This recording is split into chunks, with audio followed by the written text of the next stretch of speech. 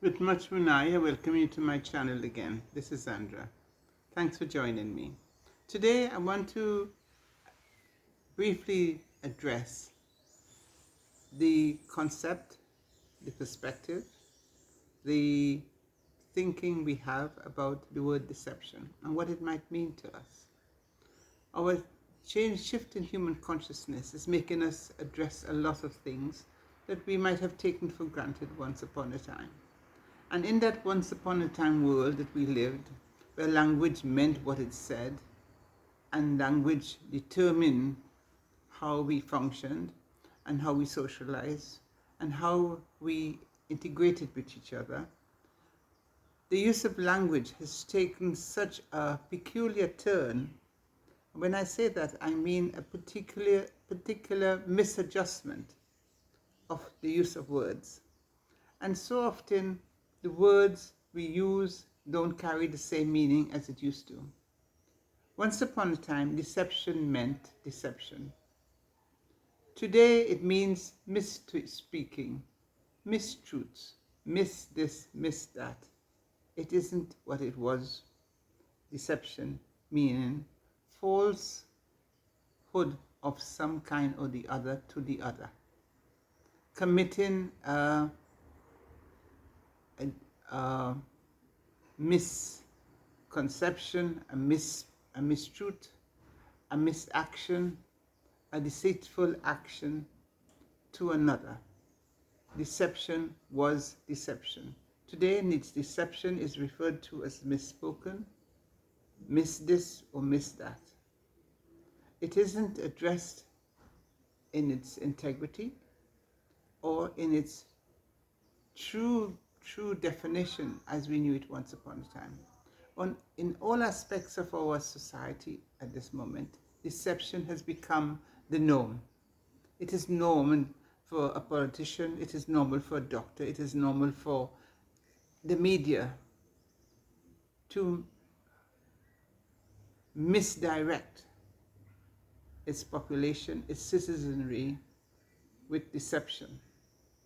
Deception in all forms is taken a place in our society which does not leave room for personal integrity or group integrity or institutional integrity, because all and many actions are taken within the framework of deceit and deception.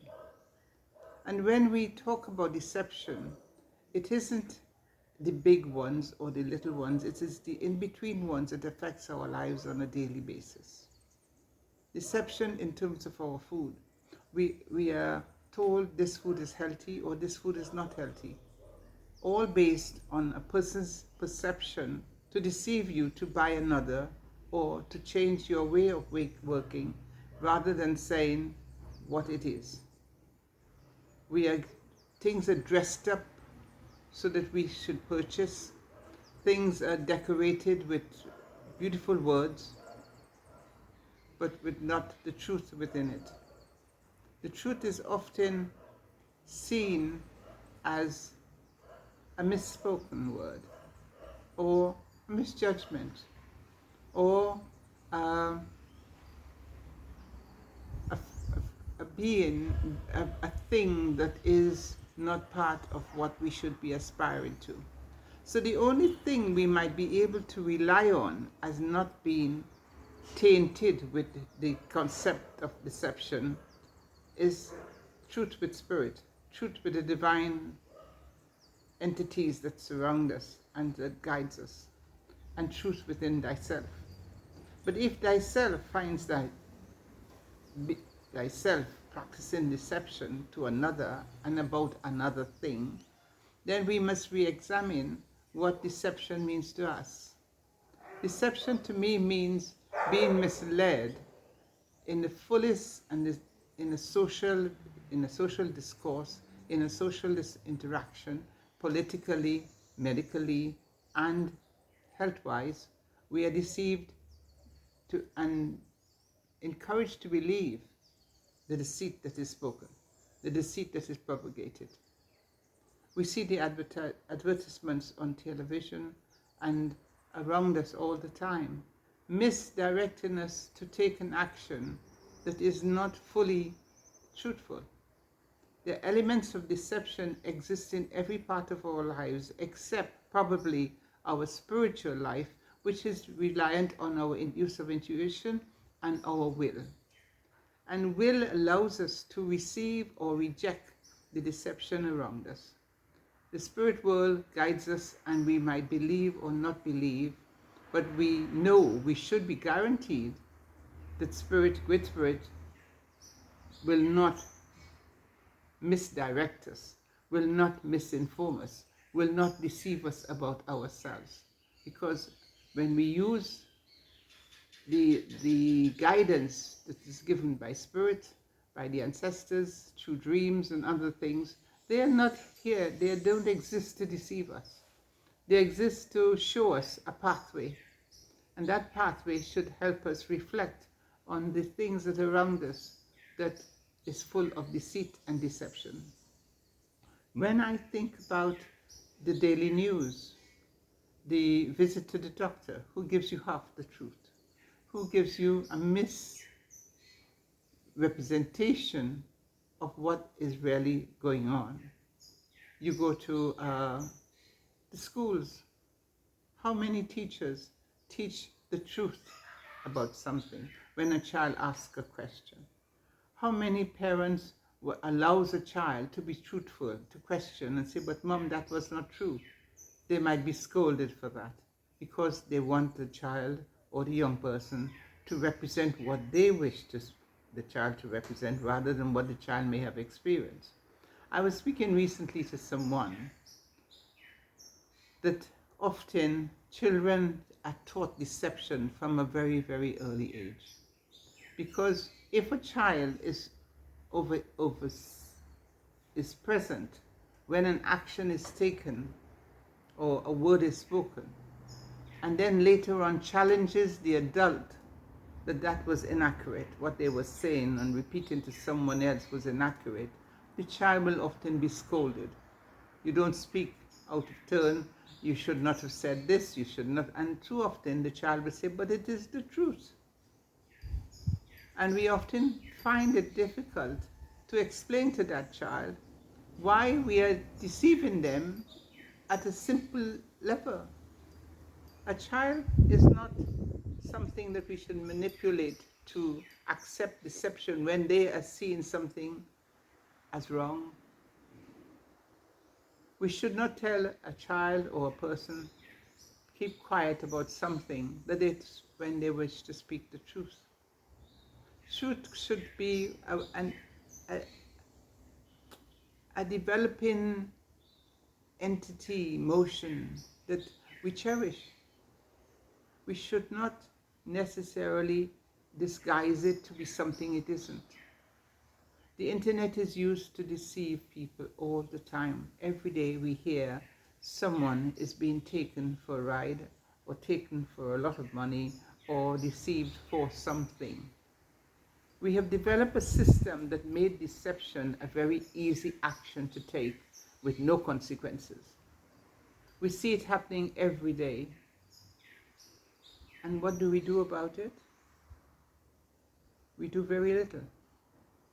And when I asked this person, what would you have done if you were doing something and a child said to you, but miss, that was wrong?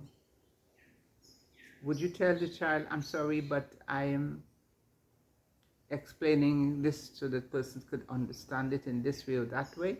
Or would we then tell the child, you better go and find your seat. Nobody's speaking to you. You're not part of the conversation. But the child is a witness to the deception. We are witnessing deception at all levels. And we do not do anything to correct it. We do not use will to say, I will not take part in the deception of X, Y, and Z. So today I briefly want to ask you a question and put a question to you. As you interact with another or your child or your grandchild, and you see the child trying to work out why a deception is taking place, when the child asks, but mom, that is not true. The child says to you, but it didn't happen that way. Are you going to carry on deceiving the child by saying, you did not see it that way. It was what you're saying is not true. Would you teach your child to become more competent in being deceptive? Or would you enable the child to be as truthful as you can be? I have found interacting with others always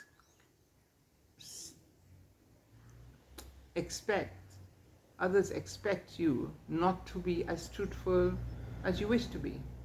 You have to dress up a certain topic or dress down a certain topic in order to be heard. Why? Because it is much more comfortable to accept what is not the entire picture, rather than to accept an entire picture that questions your perception of something.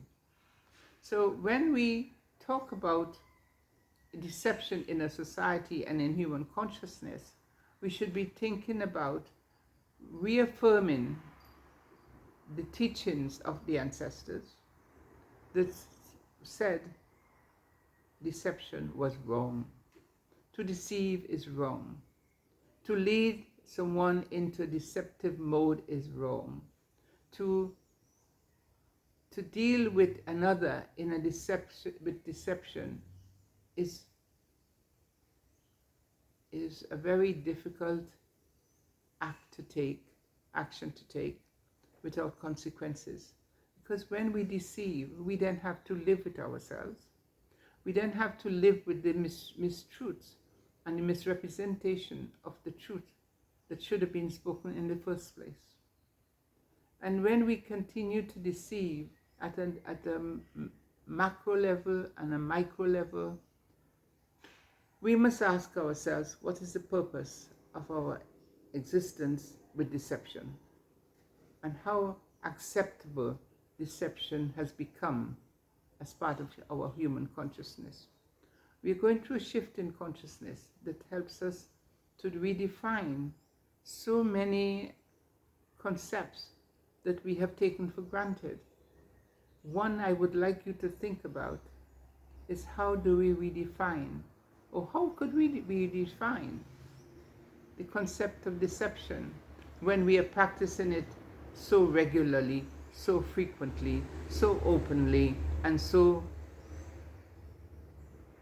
so consciously, when we are not making an attempt, or some of us, or a lot of us are not making enough attempt to correct the deception that is taking place around us all the time. I listened to a young man speaking at the United Nations recently, and he was so right when he was speaking to the leaders of the world, saying, you have guided us down this route and it's been wrong. The deception, he was actually addressing deception of our leaders and the misrepresentation of the rights of individuals. When we think about the rights of individuals, we must be honest with ourselves. We must be true to self in order to not deceive. So I ask you today, when you're interacting with another, or relaying a story, or relaying an event, or interacting on a political, social, or intellectual level, be true to thyself. Be true to spirit. Be true to divine realms we live in. Be true to the other. So the deception is called for what it is and not disguised as the truth. So I welcome you again to my channel today. If you like what I've tried to discuss today and bring onto the agenda, because it is happening all around us and in every aspect of our life, deception is taking place at a mega level, at a macro level, and a micro level. I'm urging everyone to start revisiting what we might do if truth becomes the central part of our existence, the central part with our connection to spirit and the ancestral and the realms we live in. I thank you today, and if you like what I've talked about, or like some of the issues I'm trying to address, because I talked about love and I talked about other things. But to me, in the last few days, deception has become a very hot topic because of some international things that have been happening. So I want you to take part in a discourse with another when deception is taking place. Oh no. And look again about your own role in the action of pursuing deception, the action of perpetuating deception.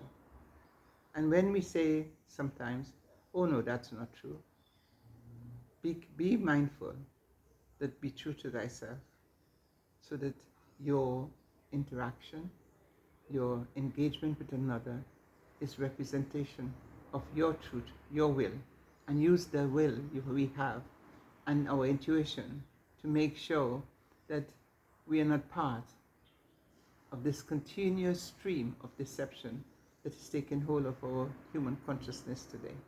I thank you, and if you like what I've talked about today, or dislike, or question, please let me know, comment, and if you like, please share and subscribe, and I'll speak with you again soon. Bye-bye.